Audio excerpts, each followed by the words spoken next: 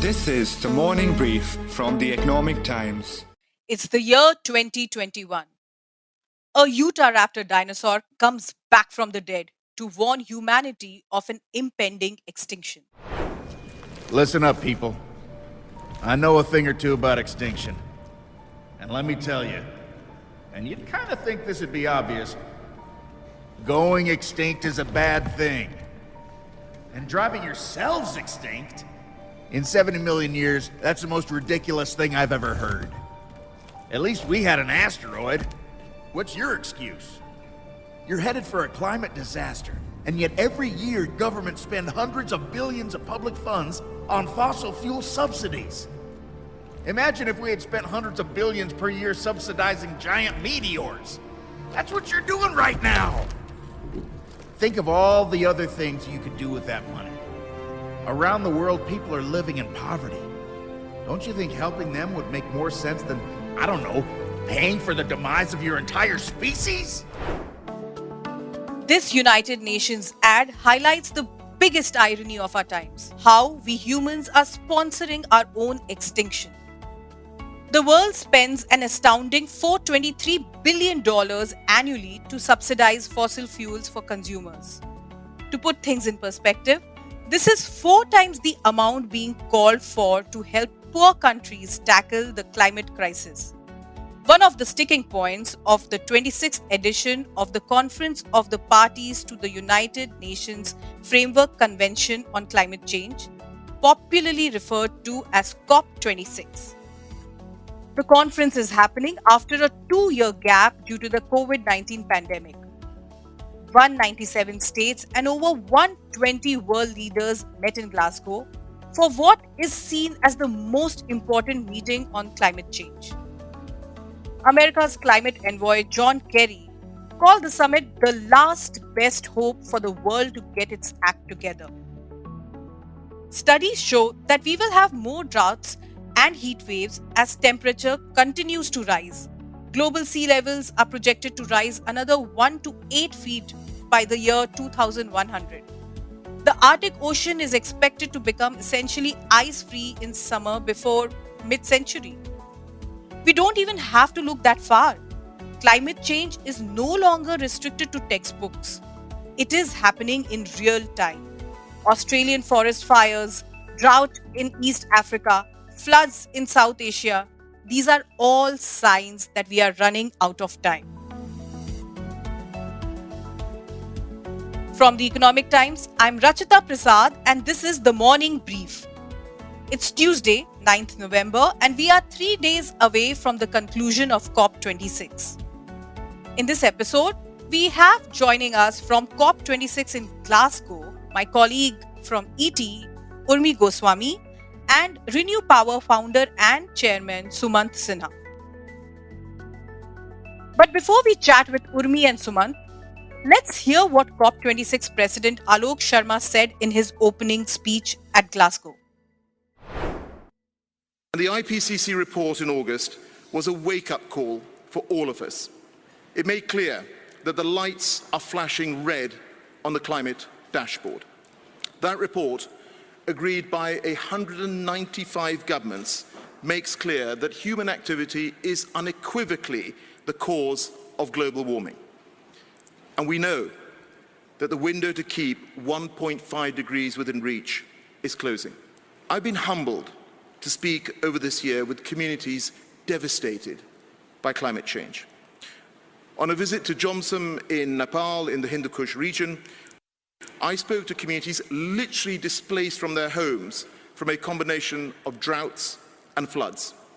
In Barbuda, I met communities still suffering from the ravages of Hurricane Irma 4 years ago. I've spoken to the communities in East Africa fighting plagues of locusts spawned by climate change. And earlier this month, I spoke to a group of women in Madagascar, determinedly coping with what some describe as the first climate-induced famine in the world. Friends, in each of our countries, we are seeing the devastating impact of a changing climate. Floods, cyclones, wildfires, record temperatures. And we know that our shared planet is changing for the worse. Let's go over to my colleague Urmi Goswami.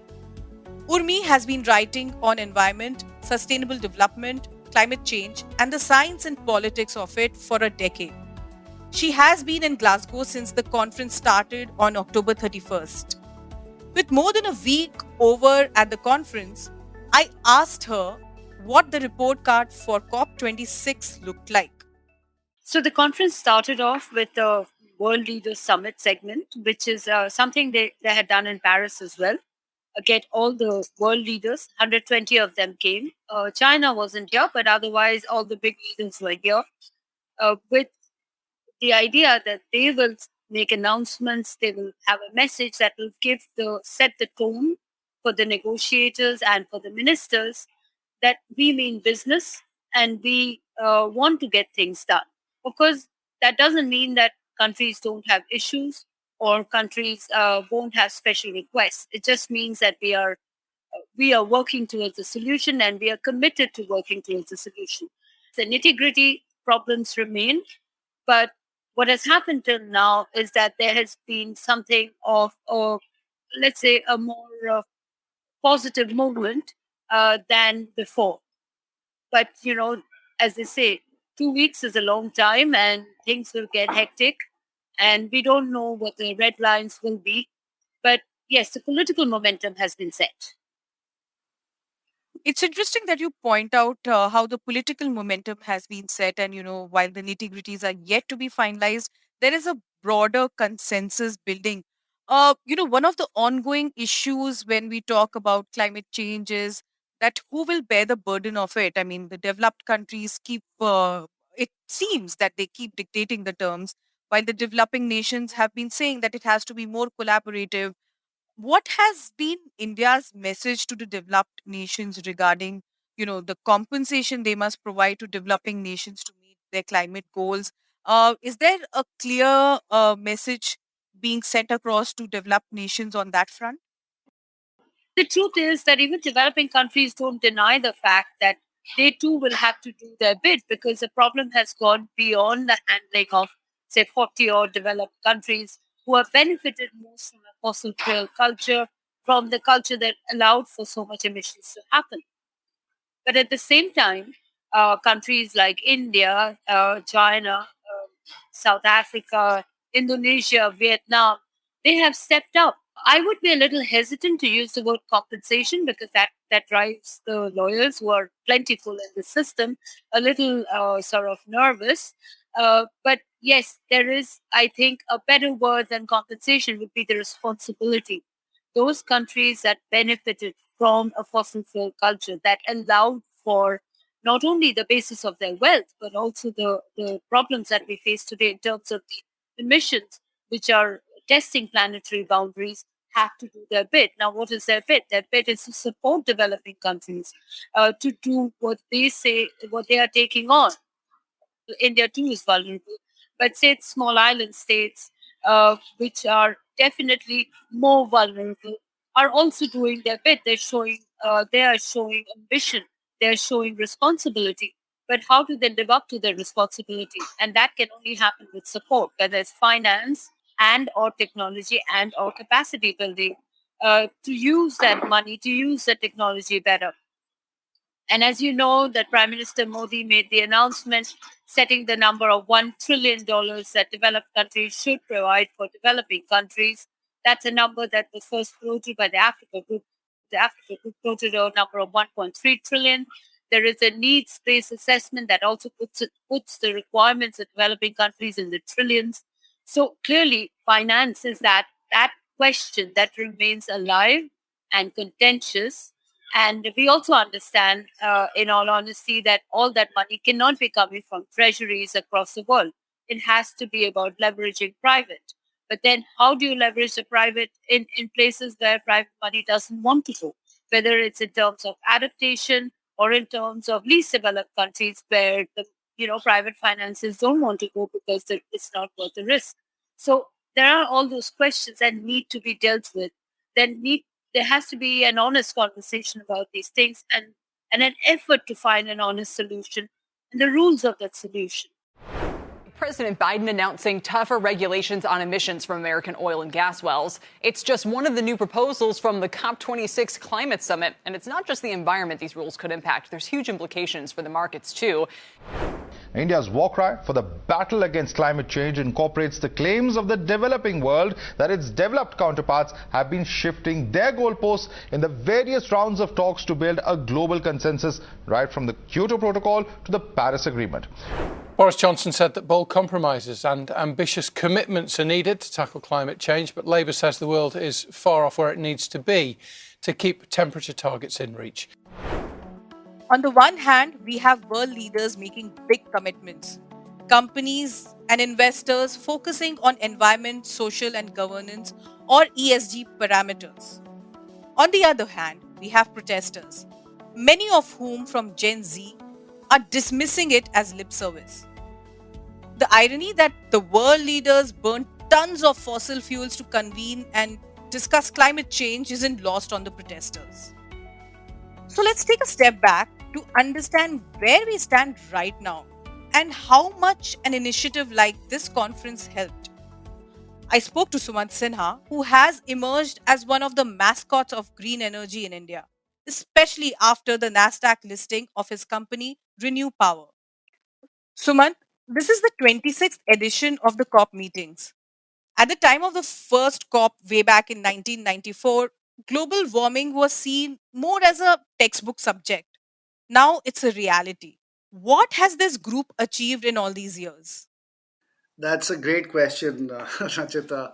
And it is a tough one to answer because, on the one hand, a lot has been done in the sense of really moving forward in humanity's understanding of climate change, recognizing it, agreeing on it, and then trying to understand what level of climate change would cause what sorts of impacts, and then lastly, what needs to be done about it.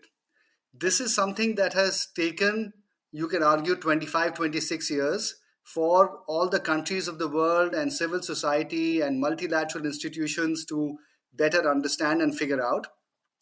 Now, could this have been done sooner? Perhaps you might argue that yes, it might have been possible. But when you have to take 190 countries on board with you and move forward in a consensus-based manner, then it has been absolutely essential to have these conference of parties happening every year, have the dialogue, have the discussion, get to common understandings of way forward and of the problem, and on a collaborative overall consensus basis take forward looking steps. So I think that's really been the value of the COPs. And as I said, it could have been done faster, but look, I think it's good that we are where we are at least. And the most important thing is that right now, as per the UNFCCC report, we are heading for a 2.7 degrees centigrade temperature change. We've already crossed 1 degree, we're heading for 2.7, and we need to bend the curve down to 1.5, and that requires a lot of extra action on the part of countries. That's actually the most important point here, and it's actually very alarming. India has had a very interesting journey with this conference because in the last few years, the country has gained a more prominent position in terms of what it has committed and what it is kind of indicating that it will commit. Uh, Prime Minister Modi has committed that we will cut emission to net zero by 2070. Now, again, mixed reactions to that. This is 20 years after the goal set by US and Euro. Even China has a 2060 commitment. In your view, what I want to understand is that as the world's fourth biggest emitter of carbon dioxide right now, is this goal achievable and what could be the economic cost of it? Now, look, 50 years is a long time. 2021 to 2070, lots of new technologies will emerge. Lots of new opportunities of cutting carbon will emerge. And so therefore, I feel very confident that a 2070 number is eminently achievable, especially if other countries, the European Union and the US, which have given targets of 2050, and China, which is 2060, if they are able to achieve their targets, then necessarily new technologies would have had to emerge that have allowed them to meet those targets. And those same technologies will also help India in achieving our own target by 2070. So I think, therefore, it is quite doable, if you ask me honestly. And given how technologies are moving in terms of decarbonizing electricity and more electrification and so on. So I think it's achievable. Now, in terms of the cost, I frankly don't think that there will be a cost because the world is moving in this direction. India, in fact, should move faster than the rest of the world simply because it allows us to front run in terms of setting up new technologies, new companies, and new sectors, which we can then export to the rest of the world. So we actually should lean into this whole climate change movement and take advantage of it. And I think if we are able to do that, then in fact, there won't be a cost, there'll only be a benefit. So I am a big believer that this is a massive opportunity for a country like India. We must grab it with both hands. It's one of the defining new sectors of our time. And we can take advantage and actually create industries and opportunities that are going to be quite valuable in the future for the country. That's an interesting point that we can't just be a part of it. We can actually be leaders in this space. But the one transition that the industry is seeing globally is, the climate financing and how investors in general are looking at ESG. Do you think that will drive the businesses to look more towards business models which are pro environment and sustainable? Of course, it will happen. If you look at what's happening around the world, financial investors or institutional investors are moving with great speed towards ESG investing and penalizing companies that are not doing enough on ESG. In addition, there are now regulators all over the world that are specifying much higher levels of disclosure on what companies are doing on the ESG front, both positive and negative. So it's actually, and there are rating agencies that are coming out and with ratings on ESG. So it is very soon going to become very obvious which companies are walking the talk and which companies are not. And global capital will move rapidly in the direction of companies that are doing what they should be doing. And as a result of that, I think that that will be a big enabler in driving the whole energy transition and the climate change mitigation efforts. So, therefore, I think that this is an important area. If you look at multilateral climate financing, frankly, if you ask me, it's going to be a much smaller part of the overall financing mix. Most of the financing is going to be commercial in nature, and that is really what we should be looking at. Mrs. Sinha, you have been in the clean energy space for a while and you saw potential here when the industry may not have been wholeheartedly convinced about this concept. Is there a change in attitude in terms of how Indian companies are looking at this whole concept and how Indian companies are now viewing a conference like COP26? So you're absolutely right. I think that 10 years ago, when I started our company, at that point, the issue of climate change and taking steps at a corporate level was not that prominent.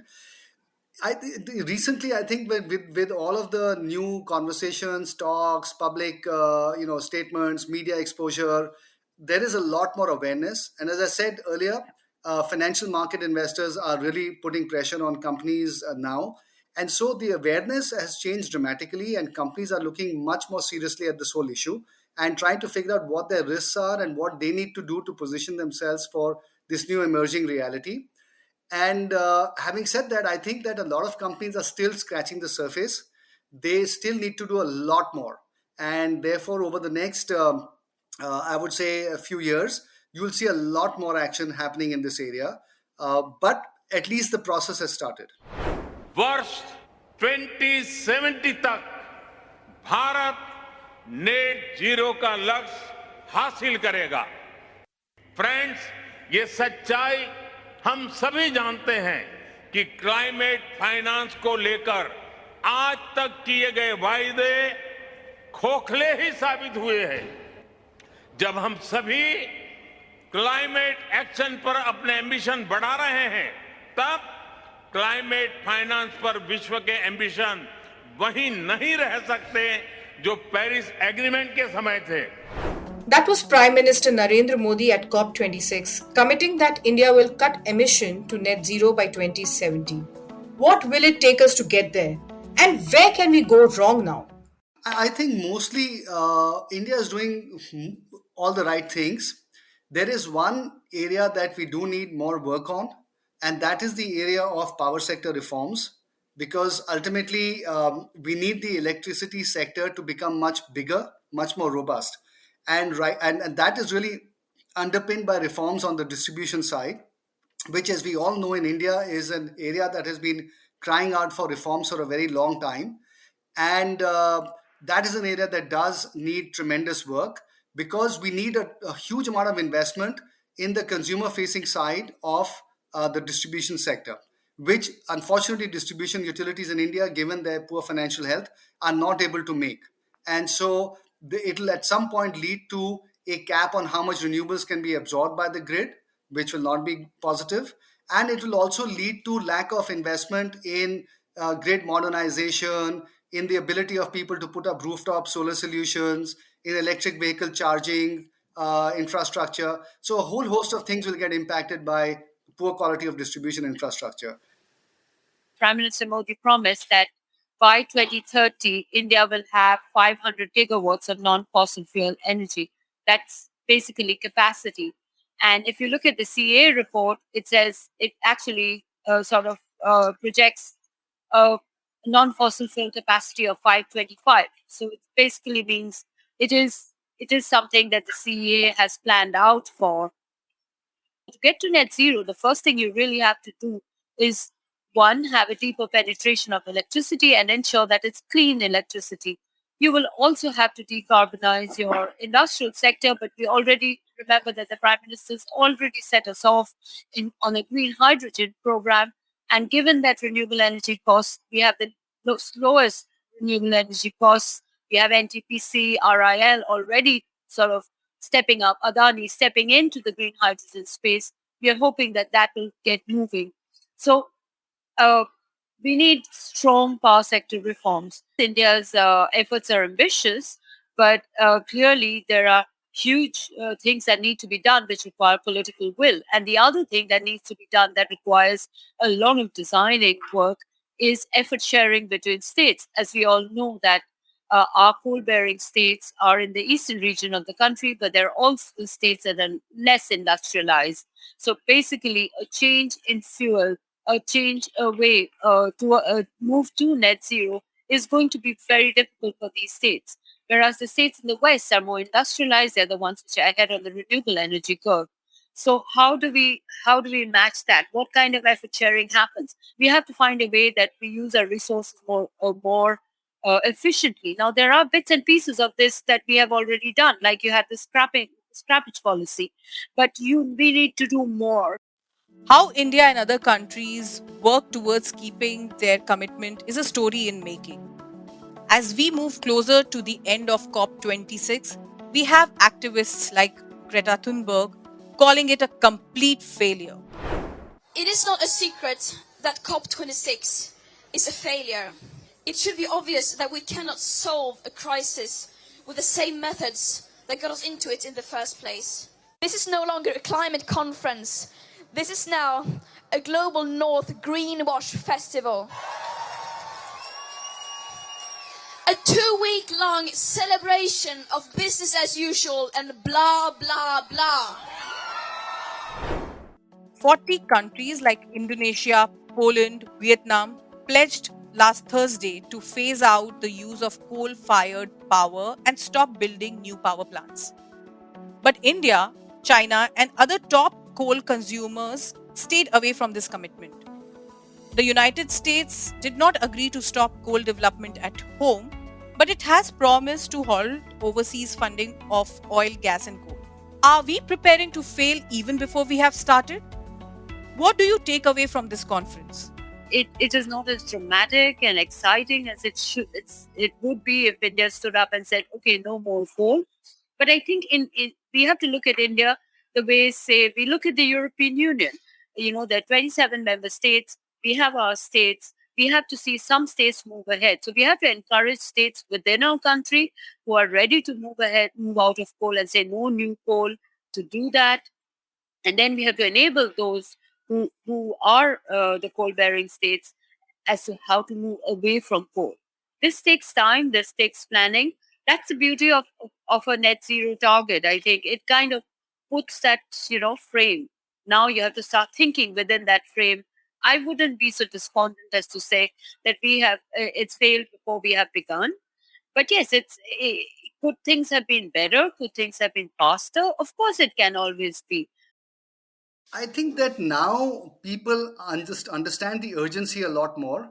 The UNFCCC has done a tremendous amount of very positive work in terms of coming out with reports that are unambiguous, that are based on science, and that all point in the same direction, which is that we are on an unsustainable path to global warming, which is man made, and we need to very, very urgently do something about it. That is, I think, a reality that now all policymakers have imbibed. Now it is just a question of, are they able to do enough given their economic circumstances and given their political circumstances?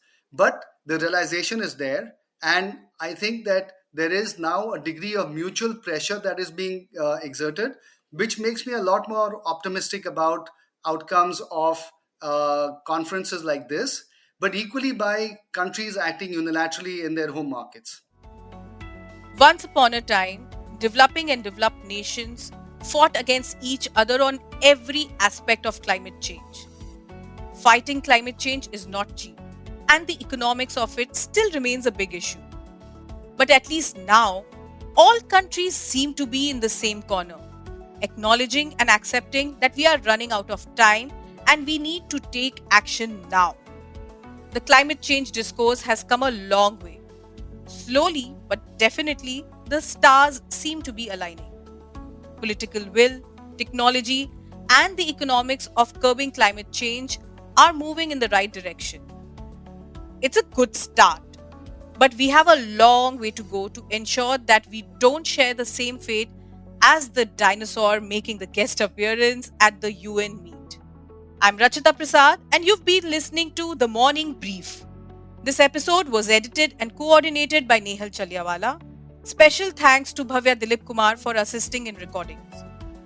The sound editing was done by Varun Kapahi, and the episode was produced by Swati Joshi.